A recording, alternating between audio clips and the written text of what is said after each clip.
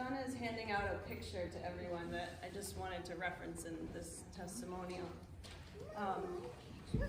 This is a photograph that I took last year in August.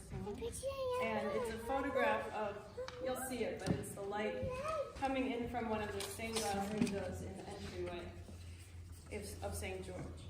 The colors are pink, orange, green, blue, and white, and they create some abstract light patterns on the floor. Why did she take this picture, you might be wondering? Let me come back to that. So my name is Lisa Adrina Byron. I attended St. George in the 1980s during my childhood years. I was baptized here by Deb Yepram. My mother used her talents as an educator to teach Sunday school. My good friend growing up was Deb Yepram's daughter, Talene, and we've stayed in touch over the years. We used to run around and play in the church hall during coffee hour, much like the kids do today. We attended Sunday school, Armenian school, performed in the Christmas pageant, showed off our talents at Tunkadigentan, and I feel blessed to have had this positive experience of church early on. It was truly our church home away from home. So back to those colorful light patterns in the picture. During Banda, I always loved gazing at the stained glass windows at St. George, and I still do to this day. The colors are just as bright as they were in my childhood. The faces of the saints are just as memorable. Strong, brave martyrs whose mission was to continue Jesus' teachings, spread Christianity, and build our churches all at the cost of their own lives. Last year, following a move from the Boston area to Connecticut, my husband Vincent and I started attending St. George again with our daughter Adeline Kohar. You may see her running around sometimes. Adeline is named after Vincent's grandmother, Adeline, a strong, independent Italian immigrant, and my great-grandmother, Kohar, a strong, independent Armenian immigrant and genocide survivor. And what that means for us is that we have a strong, independent 2-year-old who thinks she's the boss, and she's right. My great-grandmother, Kohar, was a seamstress by trade, and she used to line fur coats with hand-embroidered flowers in the colors like you see in this picture. Pink, green, lavender, and ivory. She sang in the choir and had a beautiful voice. It was just otherworldly.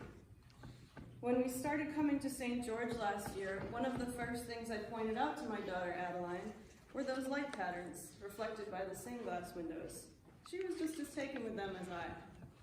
Seeing the world through her eyes has compelled me to reflect on St. George and the importance of stewardship. For a child, the light patterns are fascinating because they're colorful and pretty, but as an adult, I see them in a different way. Those saints who died for us have become, their bodies have become dust, but their souls live in heaven. The patterns of light are symbolic of that dust, of those saints. It's a little piece of their legacies, a luminous reminder of how fortunate we are to practice Christianity freely because of what they died for. So why do my husband and I value stewardship at St. George? The reasons are many, but I'll give you 5.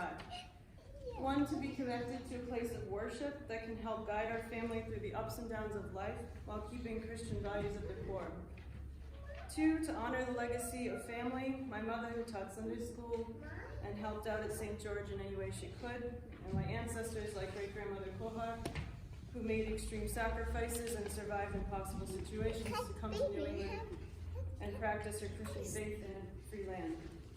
3, because of our priest, Deb Boski, who's both inspirational and engaging, a truly remarkable and spiritual leader that we're blessed to have here. And 4, to connect with our church community, which is just as supportive as it ever was. 5, to give back to the church and show our daughter by example how giving back is an essential part of being Christian and honors the legacy of the saints. So when I reflect on what it's like to give back to St. George, it brings warmth. It brings color and light to my soul, much like those light patterns, the dust of our saints. Thank you, St. George, for enhancing our lives and being our church home. Thank you.